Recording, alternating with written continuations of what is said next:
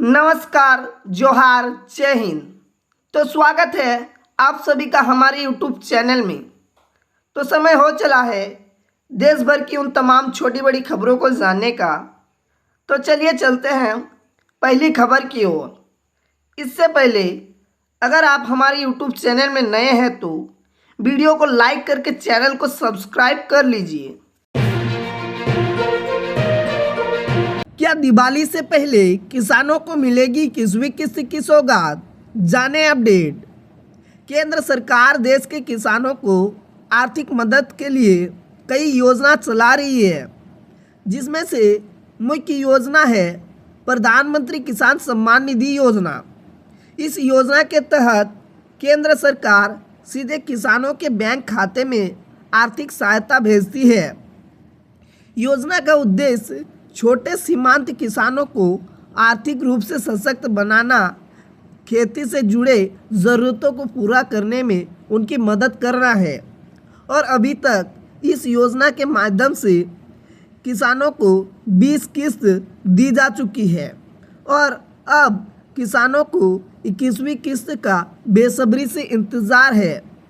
आपको बता दें कि फ़िलहाल सरकार की ओर से 21वीं किस्त की आधिकारिक तिथि की घोषणा नहीं की गई है, लेकिन पिछले कुछ किस्तों की तारीखों को देखते हुए अनुमान लगाया जा रहा है कि दिवाली से पहले किसानों को 2000 रुपये की सौगात मिल सकती है। सभी महिलाओं को इस दिन मिलेंगे 15वीं किस्त के 2500 रुपये। फाइनल तिथि जारी। झारखंड सरकार की मैया सम्मान योजना राज्य की महिलाओं के लिए किसी बड़े तोहफे से कम नहीं है। इस योजना की सबसे खास बात यह है कि लाखों महिलाएं हर महीने सीधे अपने बैंक खाते में 2500 रुपये की आर्थिक सहायता प्राप्त कर रही है। इससे महिलाओं को न सिर्फ आर्थिक मजबूती मिल रही है, बल्कि वे अपने परिवार की जिम्मेदारी को भी आसानी से संभाल पा रही है। अब तक इसकी 14वीं किस्त सफलतापूर्वक जारी की जा चुकी है और महिलाओं को इसका भरपूर लाभ मिला है। अब सभी लाभार्थी महिलाओं को 15वीं किस्त का बेसब्री से इंतज़ार कर रही है, जो दिवाली से पहले जारी की जाएगी। अगर आप भी इस योजना से जुड़े हैं तो आपको बहुत बड़ी खुशखबरी है। स्वास्थ्य मंत्री इरफान अंसारी का औचक निरीक्षण। बिना बिल दवा बेचने पर लगाई रोक। मध्य प्रदेश में खांसी की दवा पीने से बच्चों की मौत के बाद झारखंड सरकार अलर्ट हो गई है। इसी क्रम में स्वास्थ्य मंत्री इरफान अंसारी ने रांची के अल्बर्ट एक्का चौक स्थित जय हिंद फार्मा का औचक निरीक्षण किया। निरीक्षण के दौरान मंत्री ने करीब 20 खांसी की सिरप समेत कई अन्य दवाओं को जांच के लिए जब्त किया। स्वास्थ्य मंत्री ने सख्त लहजे में कहा कि झारखंड में स्वास्थ्य के साथ कोई खिलवाड़ बर्दाश्त नहीं किया जाएगा। उन्होंने कहा कि मैं मध्य प्रदेश के मुख्यमंत्री और स्वास्थ्य मंत्री से पूछता हूं कि जिन बच्चों की मौत हुई उनकी जवाबदेही कौन लेगा।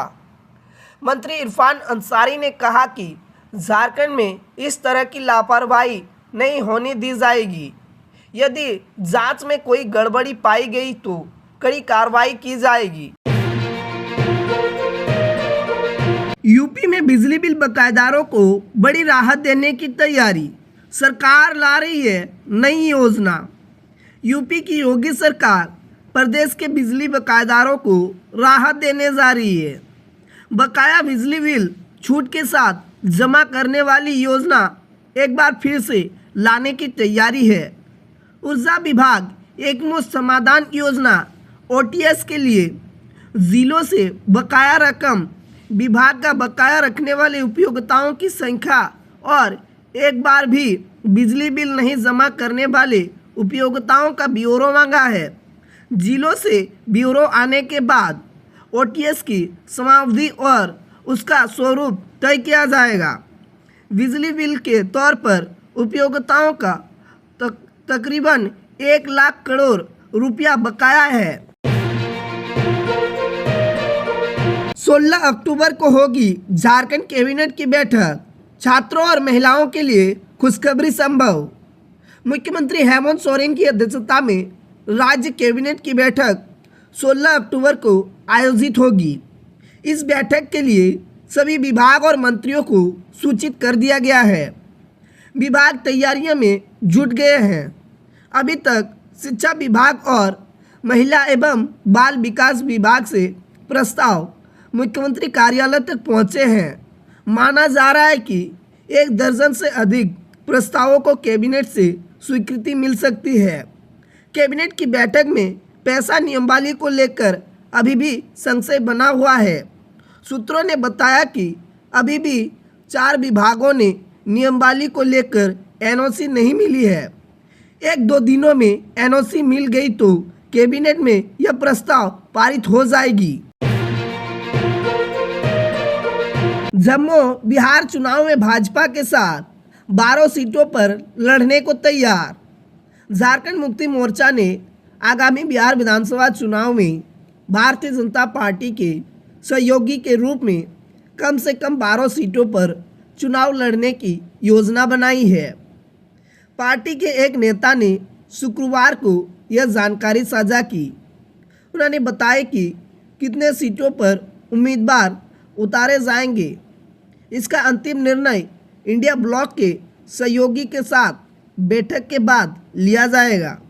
जम्मू के महासचिव विनोद कुमार पांडे ने कहा कि सीट बंटवारे पर 1-2 दिनों में अंतिम निर्णय हो जाएगा।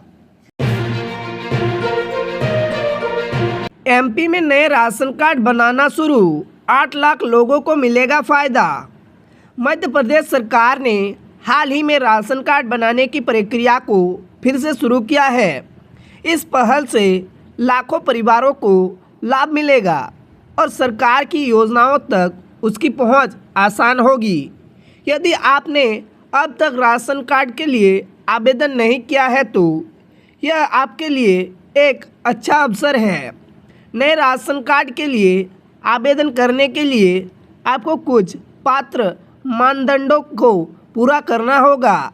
आवेदन प्रक्रिया को सरल और पारदर्शी बनाने के लिए सरकार ने सुनिश्चित किया है कि केवल योग्य परिवार को ही राशन योजना का लाभ उठा सकेंगे। आज के लिए इतना ही, मिलते हैं अगली वीडियो में।